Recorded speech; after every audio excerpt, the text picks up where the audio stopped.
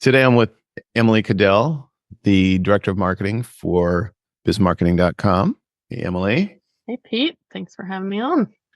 Today we are going beyond the pickle, part 2. We are going to be talking about how businesses that we have interacted with or have observed have gone beyond the pickle in terms of treating their customers with the things that they were looking for. And if you'll recall, the genesis of this whole pickle story was Bob Farrell, who had Farrell's Restaurant. A customer asked for an extra pickle. That was his tradition when he went to Farrell's Restaurant. He would get a burger, milkshake, and he'd always ask for an extra pickle, and he always got one until one time he went in and a wait person said, "Well, sir, we'll have to charge you for that extra pickle." And that incensed this customer to a point where they wrote a letter to Bob Farrell and said, "Bob, I will never come to your restaurant again if I have to pay for an extra pickle. I've always gotten a pickle extra without paying. What's going on here?" And that was a rallying cry for Bob Farrell. He decided, hey, I need to train my staff a little better on this sort of thing. And so he used the pickle situation as a rallying cry. So his motto from then on was give them the pickle, meaning if a customer wants something like that they expect, give it to them. And then last week or last time we talked about going beyond the pickle part 1, we talked about Turn and Tender Steak Restaurant in South Africa. Paul Lee told us about that, where he had gone to the restaurant. And after going to the restaurant once or twice, the staff made a point of getting everybody's name. And the third time he went back to the restaurant, he sat down to have steak dinner. The wait staff pulled away the knife that was sitting at the table and presented Paul with a knife engraved with his name for him to use while he was at the restaurant. Pretty amazing story. Pretty amazing setup. I have a picture of the knife actually, and I don't think Paul would go anywhere else to get a steak dinner. Emily and I were talking about this story, and Emily related a story. Is it a brew pub restaurant? Brew pub. 5-ish years ago when we moved to Boston, we're creatures of habit. We like to find a brewery or something that we like to go to. And then once we find one we like, it sticks. And we tried Lord Hobo and we were like, okay, this is a pretty cool place. We'll come back a few times. And probably the third time after coming there, my husband went to pay and he was like, hey, it's under Cadell. And the guy who works there was like, I'm going to stop you right there, Nathan. We know your name. It's okay. We know who you are. And we were like, what? Okay. And so it was like, all right, these are our people. This is our place. It's our personal cheers. Everyone here knows our name. And it was just really fun. We felt automatically brought in to this place. And over the past 5 years, we've developed friendships. Really enjoy the people there. They've really gone above and beyond to just make us feel important. You know, they've hung up pictures that Haddon, our son, has drawn in their restaurant. Nice. Just make us feel really special. And what I was relaying to Pete a couple weeks ago was that they did this mug club thing, and it was over the year of 2023. If you had tried, it was like 100 different beers that you needed to try, and all of these competition type of things. And they had been giving us mug size pours to start with because we were regulars there. And we were like, well, that's kind of a bummer that I don't want to do that. As a regular, I know what I like to drink. I'm not going to go try all these different beers, but whatever. So we won't get a mug. Just let it go. And then they came around and they were like, yeah, we're not going to make you guys do all that. We're just going to get you a personalized mug because we know how much we appreciate you guys. And so a couple weeks later, they brought out these fancy mugs. They have our names embossed on them. And so when we go, it's, you know, that we walk in, they know what beer we like. They pour us in our fancy embossed mugs, and it's just a really good feeling. And it's, you know, like you said about Paul Lee, why would we go anywhere else when we know we're going to be taken care of when we go to Lord Hobo? Yeah, and it's interesting that your name signifies something. Yeah. Like you say cheers where everybody knows your name. Exactly. right? Exactly. We know that feeling. We like that feeling. And it's such a simple concept, really. Oh yeah. It's so easy to it just made us feel so immediately, oh wow, this place really has an interest in us and they care. It's not just, oh, here's another customer. It really is like someone going above and beyond to know your name is really a big deal. So you're not going to go anywhere else, obviously. Oh yeah.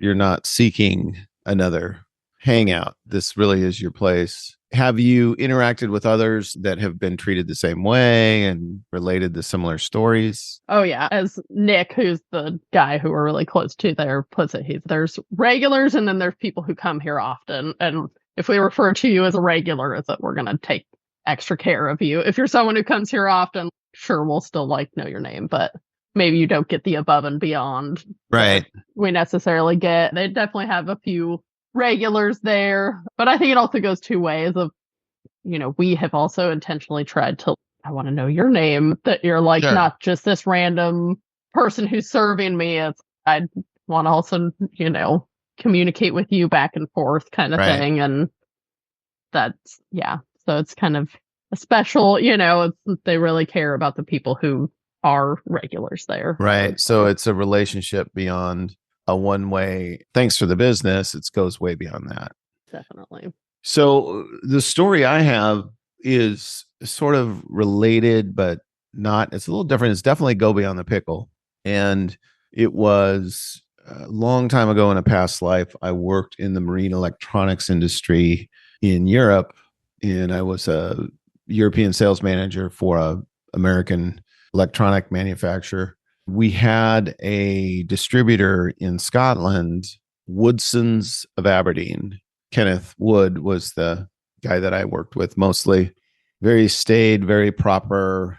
I would describe Kenneth as sort of a gray James Bond, a little beyond the younger years. Ran the business very well, took care of the accounts, took care of the customers. They had a huge staff of electronic technicians that worked on all the boats in the fishing fleet in Scotland, on the east coast of Scotland. So it'd be on the Aberdeen side of Scotland, up in Fraserburgh and Peterhead, and in that Aberdeen area. I really enjoyed working with Kenneth, just a gem of a guy. And one time we were at a fishing show in Aberdeen, and they didn't really do many of these fishing shows, but it was a show where all the suppliers would show all their equipment, and it was an opportunity for the fishermen to come in and buy the equipment. Now, when I say fishermen, I'm not talking about some guy in a little skiff. These boats are multi-million-dollar boats fishing out in the North Sea.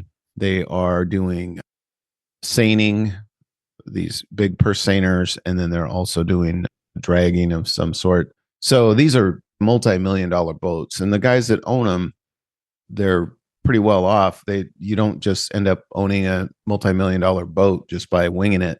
And so we were at this show, and one of the captains slash owners came up, and he had a bag. It was the show, and he had this plastic bag, and he was carrying it around, and he was getting stuff for the kids, for his kids, because at these shows, people give away tchotchkes, pens and keychains and flashlights and stuff like that. The suppliers would. So he came up, and Kenneth obviously recognized this guy. There's not a whole lot of people that are in this fleet.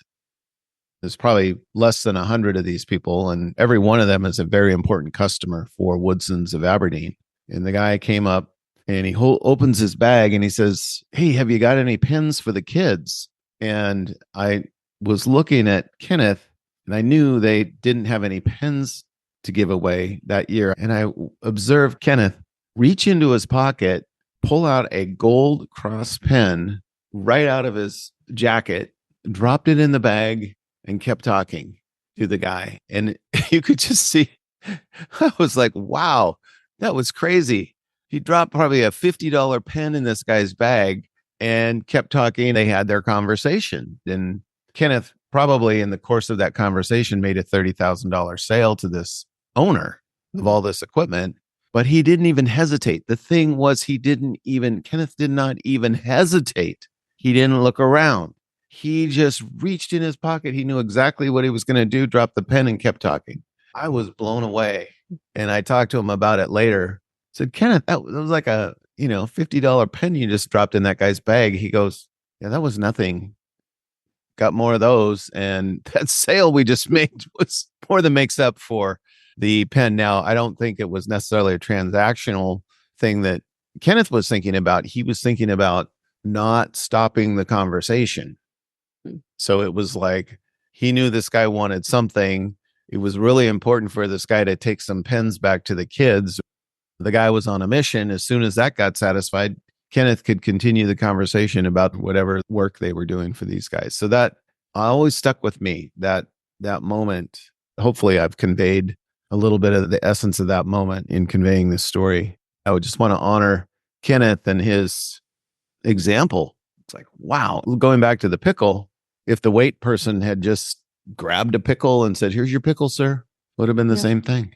Oh, yeah. Yeah, that's a great story. We are looking for more beyond the pickle stories. I'm sure you have a story or two that kind of fits this mold. It's really about listening to the customer and responding to their needs and desires and taking out the friction in doing that. Emily and Nathan didn't have to drink 100 different beers. Right. And Kenneth didn't have to turn away his customer and say, sorry, we don't have any pins this year. That would have been a miss. The steak restaurant, they could have just kept giving you the same old steak knife and not knowing your name. Who knows the long-term impact of that on the business? Probably huge. I mean, here we are in the US telling a story about a steak restaurant in South Africa. Oh, yeah.